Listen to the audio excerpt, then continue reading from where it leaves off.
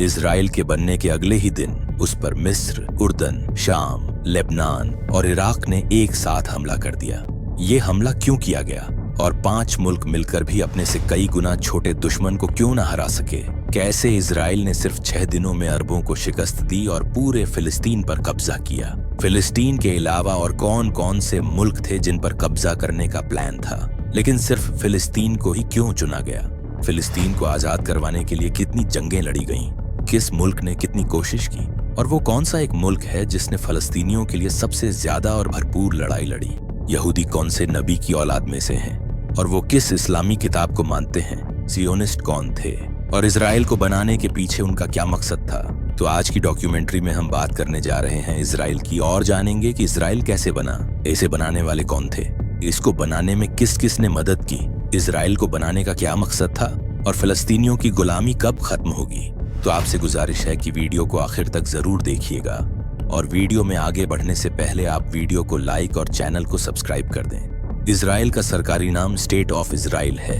Israel Asia के middle east में वाक़ एक छोटा सा मुल्क है जिसका एरिया सिर्फ 22,145 स्क्वायर किलोमीटर है। इसके नॉर्थ में लेबनान, नॉर्थ ईस्ट में सीरिया, ईस्ट में जॉर्डन और साउथ वेस्ट में मिस्र है, जबकि इजराइल के वेस्ट में मेडिटेरेनियन सी है। इसके अलावा इजराइल में 2 डिस्प्यूटेड इलाके वेस्ट बैंक और गाजा की पट्टी भी हैं, जिन पर इजराइल ने नाजायज कब्जा कर रखा है। इजराइल की पॉपुलेशन लगभग 96 लाख के आसपास है। इसमें तकरीबन 74% लोग यहूदी हैं, बाकी 21% लोग अरब मुस्लिम हैं, जबकि कुछ क्रिश्चियन और ड्रूज भी छोटी माइनॉरिटीज की शक्ल में इजराइल के अंदर मौजूद हैं। इजराइल की नेशनल लैंग्वेज हिब्रू है, जबकि इजराइल में शेकल करेंसी इस्तेमाल होती है। इस्लाम की तीसरी सबसे मुकद्दस मस्जिद अक्सा यानी बैतुल मुकद्दस यरूशलेम में वाक़ है, जो कि इजराइल का कैपिटल है। ये इस्लाम, क्रिश्चियनिटी और यहूदी मजहब तीनों में एक मुकद्दस मुकाम रखती है। बैतुल मुकद्दस का असली घर फिलिस्तीन है, लेकिन फिलिस्तीन पर इजराइल ने नाजायज कब्जा कर रखा है और उसे अपने पुरखों की जमीन कहता है। इस कब्जे की शुरुआत हुई जब ऑस्ट्रिया के एक जर्नलिस्ट और राइटर थियोडोर हर्जल ने एक किताब लिखी जिसका नाम था देयर यूदनस्टाट, जिसका मतलब था द ज्यूइश स्टेट, जिसमें पहली मर्तबा यहूदियों के लिए एक अलग मुल्क का तसव्वुर पेश किया गया। उस दौर में यूरोप में यहूदियों के खिलाफ जुल्म की इंतहा थी और वो काफी मुश्किलात का शिकार थे। इसी जुल्म के चलते हर्जल ने इस किताब में पहली बार ये बात रखी कि दुनिया भर के यहूदियों के लिए एक अलग मुल्क होना चाहिए। ये किताब देखते ही देखते यूरोप के ज्यूइश सर्कल्स में बहुत तेजी से फैलने लगी और 1 साल के अंदर ही 29 अगस्त 1997 को स्विट्जरलैंड के शहर बासेल में सबसे पहला सियोनिस्ट इजलास बुलाया गया। सियोनिस्ट असल में एक पॉलिटिकल और सोशल मूवमेंट थी जो 19वीं सदी के आखिर में यूरोप में उभरी।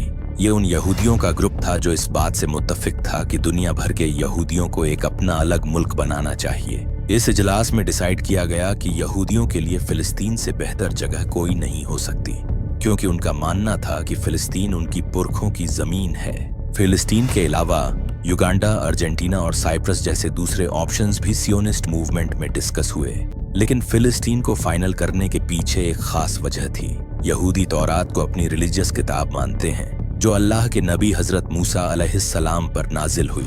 तौरात के मुताबिक हजारों साल पहले हजरत इब्राहिम की औलाद, जो बनी इजराइल के नाम से जानी जाती थी, उनका ताल्लुक फिलिस्तीन के इलाके से था। बनी इजराइल के तबाह होने के बाद यहूदी पूरी दुनिया में फैल गए थे। यही वजह थी कि आखिरकार फिलिस्तीन का नाम फाइनल किया गया।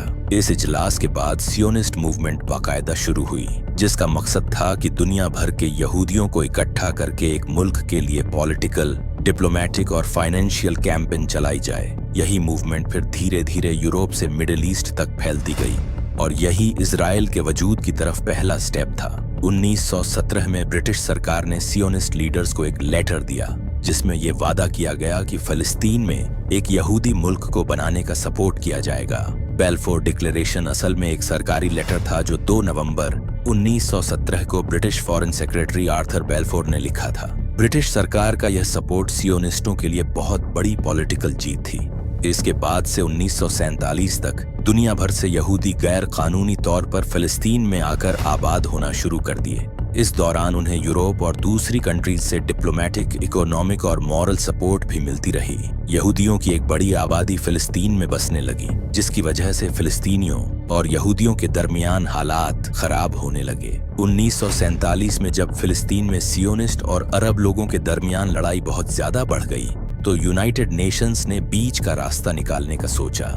29 नवंबर 1947 को यूनाइटेड नेशंस जनरल असेंबली ने एक प्लान पास किया, जिसे यूएन पार्टीशन प्लान कहा जाता है। इस प्लान के मुताबिक फिलिस्तीन को दो हिस्सों, एक यहूदी स्टेट और एक अरब स्टेट में तकसीम करने का प्लान बनाया गया।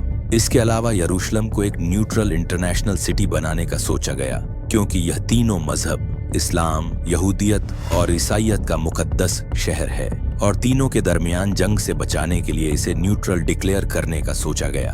अरब के साथ नाइंसाफी तब की गई जब यहूदी स्टेट को पूरे फिलिस्तीन का 56% हिस्सा देने का फैसला हुआ।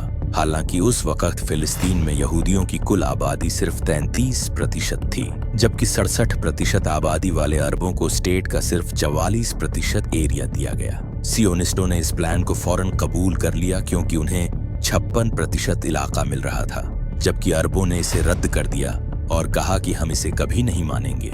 इस फैसले के अगले दिन से ही फिलिस्तीन के अंदर दंगे शुरू हो गए। 9 अप्रैल 1948 को देर यासीन नाम के गांव में सियोनिस्ट ग्रुप्स ने हमला करके 100 से ज्यादा लोगों को मार डाला। ये देखकर बहुत से अरब लोग अपने घर छोड़कर भाग गए। फिर 14 मई 1948 को सियोनिस्ट लीडर डेविड बिन गुरियन ने इजराइल के बनने का ऐलान कर दिया, जिसे अमेरिका ने फौरन तस्लीम कर लिया। इस ऐलान के अगले ही दिन मिस्र, जॉर्डन, सीरिया, लेबनान और इराक ने इजराइल पर हमला कर दिया। अरबों और इजराइल के दरमियान ये जंग 1 साल तक चली। इस जंग के खत्म होने तक इजराइल फिलिस्तीन का 78% हिस्सा हड़प चुका था। वेस्ट बैंक जॉर्डन के पास चला गया, गजा मिस्र के पास आया और यरूशलेम का आधा हिस्सा सियोनिस्टों के कब्जे में चला गया। इस जंग के बाद 7 लाख से ज्यादा फिलिस्तीनी अपने घर छोड़कर रिफ्यूजी बन गए। ये दिन फिलिस्तीन की हिस्ट्री में नकबा यानी तबाही के दिन के नाम से याद किया जाता है। इजराइल को बने अभी सिर्फ 1 ही दिन हुआ था और अरबों ने उस पर हमला कर दिया। लेकिन एक दिन का वो नया मुल्क पूरे 1 साल तक कैसे लड़ता रहा? आखिर इजराइल के पास ऐसी कौन सी ताकत थी कि 5 अरब मुल्क मिलकर भी उसका कुछ नहीं बिगाड़ सके? और कैसे वो इजराइल, जो कभी एक दूध पीता बच्चा था, आज मुसलमानों के लिए दुनिया का सबसे बड़ा खतरा बन चुका है? इजराइल आज तक कितनी जंगें लड़ चुका है? हमास, हिजबुल्लाह, बशारुल असद, ये सब कौन हैं? और कैसे इन्होंने इजराइल की रातों की नींद हराम कर रखी है? ईरान और इजराइल की लड़ाई कब और कैसे शुरू हुई? क्या हुआ जब दोनों आमने सामने आए? और आखिर इजराइल का अंजाम क्या होगा? ये वो सवालात हैं जो हर मुसलमान के दिल के कोने में कहीं छुपे हैं और हर कोई इनका जवाब जानना चाहता है। तो दोस्तों, इन सब सवालों का जवाब मिलेगा इस डॉक्यूमेंट्री के पार्ट 2 में। लिंक आपको ऊपर आई बटन और वीडियो के डिस्क्रिप्शन में मिल जाएगा। तो मिलते हैं अगले पार्ट में इन सब सवालों का पर्दाफाश करने के लिए। तब तक के लिए अल्लाह हाफिज।